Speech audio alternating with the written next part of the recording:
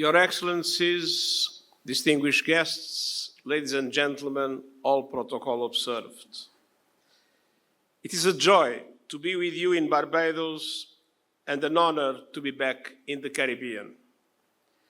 And I'm delighted to meet Prime Minister Motley again, so soon after the African Union Summit in Ethiopia, where you delivered such a powerful message on the legacies of slavery and colonialism and reparatory justice.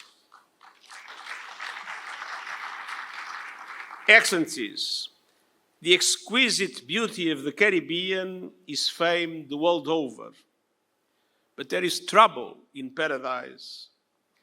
Wave after wave of crisis is pounding your people and your islands with no time to catch your breath before the next disaster strikes.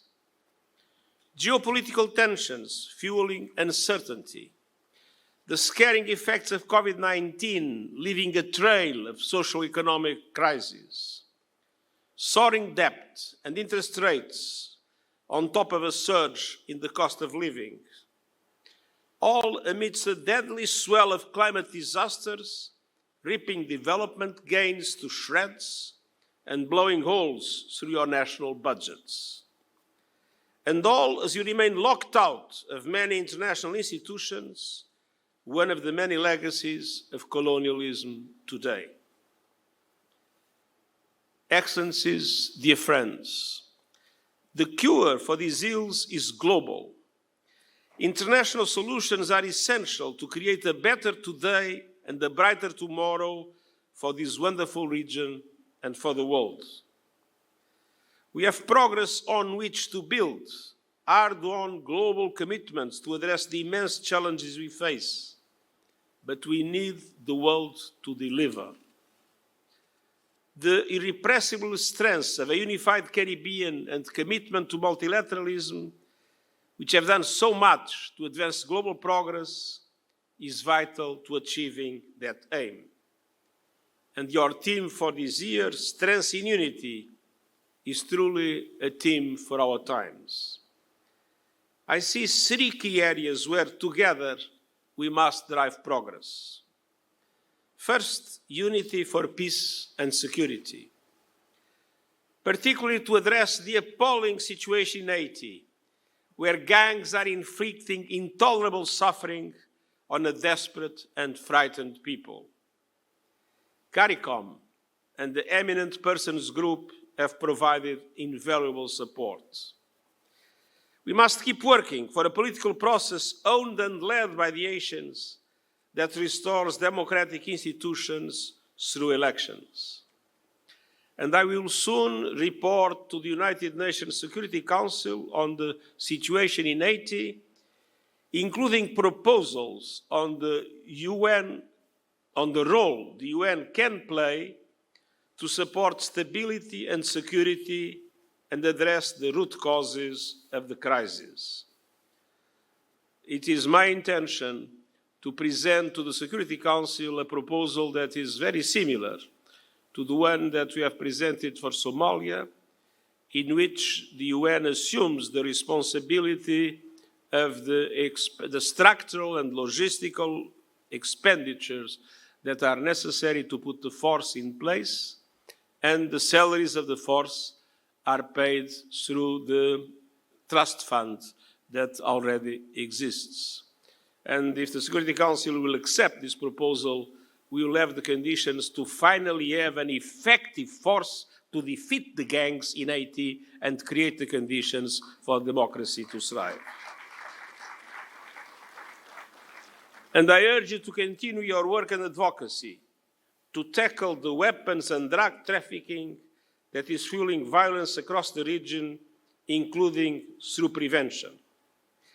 But let's be clear, to fight drug trafficking or to fight weapons trafficking, we also need to address the countries of origin and the countries of destination. Without their cooperation, we will never be able to win this battle, and the people of the Caribbean is paying a heavy price for the lack of cooperation that unfortunately we still face. Second, unity on the climate crisis. You face a deplorable injustice. A crisis you have done next to nothing to create is wrecking economies, ruining lives, and threatening your very existence. Together, you have fought tooth and nail for the global commitment to limit global temperature rise to 1.5 degrees.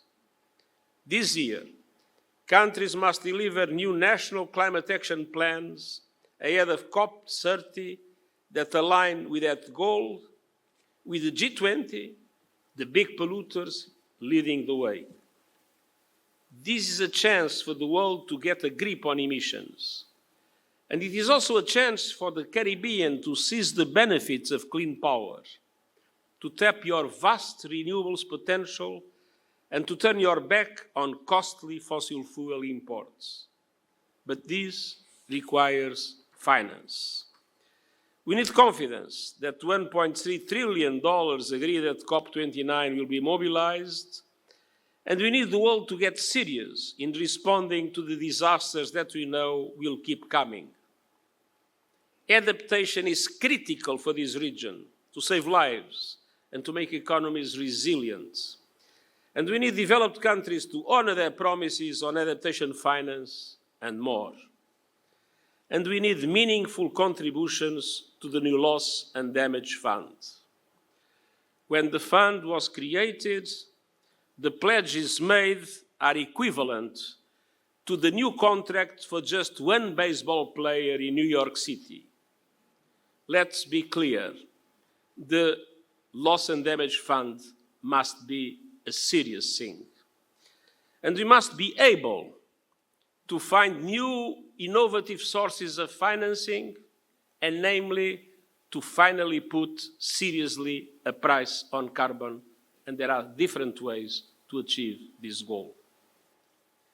Excellencies, this must be part of broader efforts, because third, we need unity for sustainable development. Globally, the Sustainable Development Goals are starved of adequate finance, as debt servicing soak-up funds and international financial institutions remain underpowered. Caribbean countries have been at the forefront of the fight for the change, pioneering bold and creative solutions. And the Pact for the Future, agreed last year, together with the Bridgetown Initiative, now 3.0, marks significant progress, and I thank you all for your support. The Pact commits to advancing an SDG stimulus of $500 billion a year, and it asks multilateral development banks to consider structural vulnerabilities in access to concessional funds, including through using the Multidimensional Vulnerability Index. With this or any other instrument, it is absolutely essential that middle-income countries that have dramatic vulnerabilities, especially because of climate change, have access to concessional funding. Without it, it is impossible to recover and to build the resilience that is so much highlighted in this Congress. But it also calls for representation in international financial institutions to correct the world's vast inequalities and injustices, and for effective action on debt. Without debt relief and without new debt strategies, it will be impossible to fully recover your economies. At the same time, we need bigger and bolder multilateral development banks with more capital, more lending capacity, and more capacity also to leverage private funding for the kind of investments that are essential to build resilience and to promote sustainable development in countries like the countries of the Caribbean. We must push the world to deliver on those commitments, and we must ensure all countries can reap the benefits of technologies for sustainable development by delivering on the Global Digital Compact. Excellencies, dear friends, a unified Caribbean is an unstoppable force. I urge you to keep using that power to push the world to deliver on its promise. And I can guarantee that the United Nations and myself are with you and will remain with you every step of the way. Thank you very much.